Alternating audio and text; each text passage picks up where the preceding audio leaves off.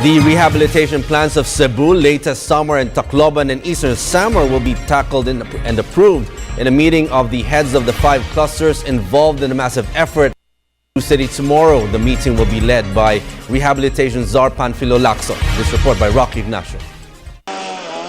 The government will finalize concrete measures for the rehabilitation of Yolanda-stricken areas in the Visayas. Presidential Communications Secretary Sunny Coloma said that the rehabilitation cluster will meet tomorrow to discuss steps to bring normalcy in the area.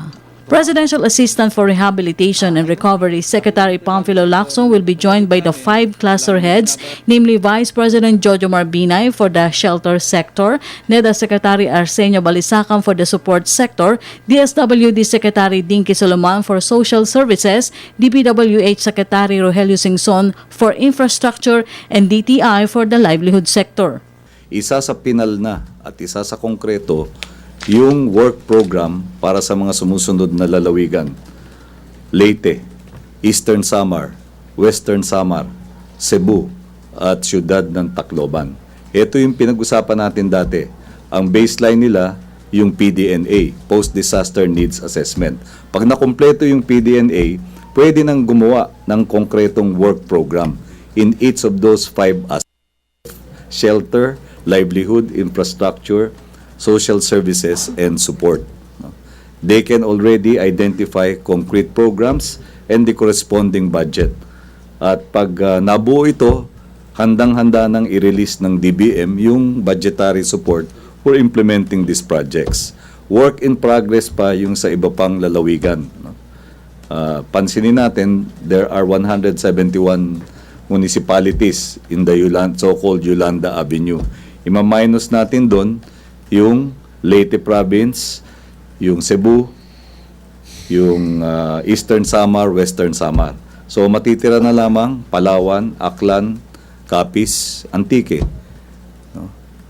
Which are already in the being completed. So ganun, no? Ganun ka-purposive at ka-sistematiko yung approach natin.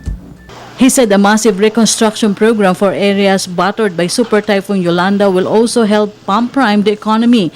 NEDA Director General Arsenio Balisacan admitted that there is need to hasten the rehabilitation efforts to meet the country's growth target. Coloma said following reports, Francis might visit areas devastated by the Typhoon Killer next year. The palace officials stressed that improving the country's situation is not driven by state visitors. We are always in a state of preparing and improving our country, visitor or no visitor. Hindi naman po driven by state visitors yung ating pagpapahusay sa ating bansa. Kaya makatitiyak po tayo, araw-araw, oras-oras, tinututukan po ng ating pamahalaan ang mga dapat na gawin para sa kapakanan ng mga mamamayan. Para may bisita man o wala, naasikaso po natin at natugunan ang kanilang mahalagang pangailangan. Malacanang, on the other hand, encouraged the public to wait for the official announcement of the visit from the Vatican City. Well, in the first place, we need to clarify that that we're still awaiting the official announcement. Let's keep in mind that the Pope is a head of state and head of government, and not just a spiritual leader of faith. So there are protocol and diplomatic that will be observed. We will await the official announcement from the Vatican, which will be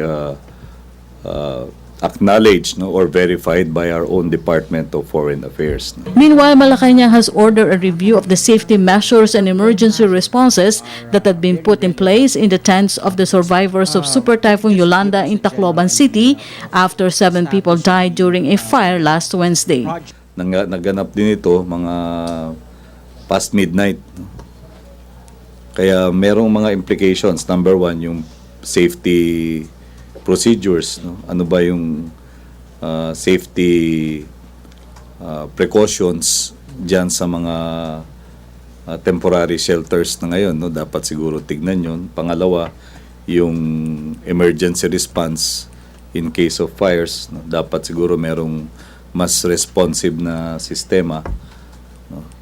At most basically to ensure the safety and well-being of all others that are now in the temporary shelters. No? Kaya yan ay isang seryosong bagay na tiyak tunan ng masinsing atensyon at lalapatan ng karampatang aksyon para hindi na pumaulit. For the People's Television, Rocky Ignacio.